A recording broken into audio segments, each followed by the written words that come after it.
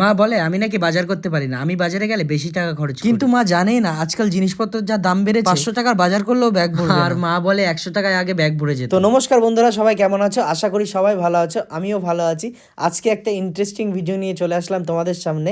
আজকে আমি বাজারে যাচ্ছি, বাজারে গিয়ে কি কি কিনবো তোমাদের সাথে সবটুকুন শেয়ার করবো। আচ্ছা বন্ধুরা, বলো তো এমন কোন সবজি আছে যেটা প্রত্যেকদিন বাড়িতে রান্না হয়? আরে অত ভাবছো কি, এক কথায় বলে দাও না, সেটা হচ্ছে আলু। মা আমাকে ওটাই নিতে বলেছে, তো যেমন কথা তেমন কাজ, আমি দিদার কাছ থেকে পাত্রটা নিয়ে নিলাম। আবার মা বলেছে আলুগুলো কিন্তু বেশি বড়ও নিবি না, বেশি ছোটও নিবি না, মাঝারি সাইজের আলুগুলো খেতে ভালো লাগে। তো ফাইনালি আলুগুলো বেছে আমি দিদার কাছে দিয়ে দিই। দিদা তার ধোঁয়াশা দৃষ্টিতে আমাকে আলুগুলো মেপে দিল, আর মা আমাকে একটা ফুলকপি নিতে বলেছিল। আরো অনেক সবজি নিয়েছি, সবটুকুন ভিডিও তোমাদের কাছে দিতে পারলাম না। তারপরে চলে গেছিলাম দাদু ঠাম্মার দোকানে, সেইখানে দাদু আর ঠাম্মা প্রেম করছিল, আর আমি গিয়ে ডিস্টার্ব করে ফেললাম। তো যাই হোক, আমি একটু আর কি করছিলাম, ঠাম্মাকে বললাম আদা জিরে শুকনো লঙ্কা পেঁয়াজ সঙ্গে তোমার মনটাও। ঠাম্মা একটু মুচকি হাসি দিয়ে বললো আচ্ছা ঠিক আছে, দাঁড়া দিচ্ছি। কিছুক্ষণ দাঁড়াতে না দাঁড়াতে ঠাম্মা সবকিছু আমাকে মেপে ঝুপে দিয়ে। আর আজকে আমি অনেক অনেক বাজার করেছি, সবটুকুন তোমাদেরকে দেখাতে পারলাম না।